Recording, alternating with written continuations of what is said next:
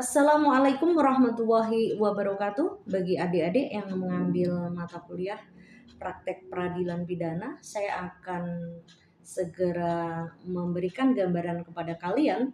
Di mata kuliah kali ini memang nanti kalian akan cosplay menjadi hakim, menjadi jaksa, menjadi penasihat hukum, panitera, bahkan terdakwa, para saksi maupun ahli, juga juru sumpah ataupun petugas yang lain.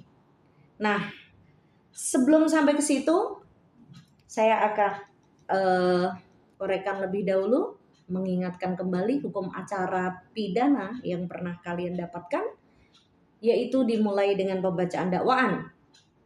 Jika ada hal yang sekira dianggap tidak sesuai dengan undang-undang atau hukum acara, maka penasihat hukum atau terdakwa berhak melakukan nota keberatan atau eksepsi.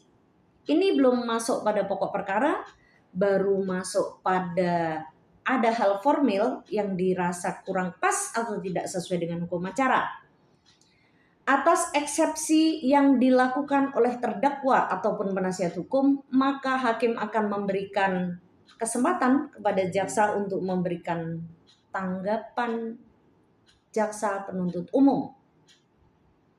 Ingat, eksepsi tidak wajib, tapi merupakan hak. Jadi hak ini boleh dipergunakan, boleh tidak. Jika ada eksepsi, tentunya ada tanggapan atas eksepsi, yaitu tanggapan CPU. Jika tidak ada eksepsi, tentu saja tidak ada tanggapan JPU.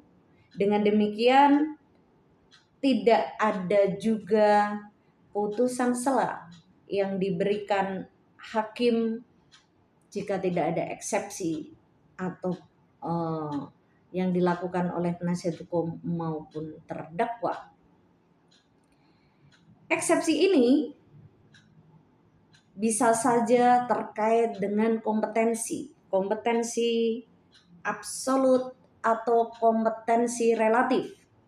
Jadi adik-adik ingat, kalau kompetensi absolut itu terkait dengan objek di mana peradilan itu harus dilakukan mengenai perkara tersebut. Contoh, apakah harus di pengadilan agama, apakah harus di pengadilan umum, apakah harus di pengadilan niaga atau pengadilan militer dan seterusnya, atau bahkan mungkin pengadilan pajak. Itu adalah kompetensi absolut. Nah, kompetensi relatif adalah di mana wilayah hukum harusnya perkara itu disidangkan. Apakah kalau sama-sama di pengadilan negeri, apakah di pengadilan negeri Jakarta Utara, Jakarta Selatan, Jakarta Depok, ataupun Bogor, dan seterusnya.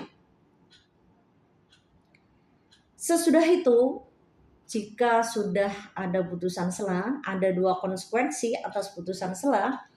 Jika putusan sela ternyata mengabulkan permohonan dari terdakwa atau penasihat hukum, maka persidangan akan dihentikan. Apakah akan berlanjut kembali? Tergantung. Tapi untuk saat itu harus dihentikan lebih dulu. Tergantung dari apa isi putusannya. Jika putusan ternyata adalah misalnya dianggap tidak jelas dan kemudian jaksa membuat jelas, maka harus membuat dakwaan baru. Sesudah adanya putusan sela, maka dimulailah pembuktian. Pembuktian ada 5 alat bukti dalam pidana: keterangan saksi, keterangan ahli, surat petunjuk, dan keterangan terdakwa. 1 orang saksi bukanlah saksi, artinya kalau seandainya dalam satu perkara cuma ada 1 saksi, jika tidak diperkuat dengan yang lain, bisa dianggap tidak bisa terpenuhi karena satu orang saksi tidak cukup menjadi satu alat bukti. Jadi kalau saksi minimal setidaknya harus ada 2.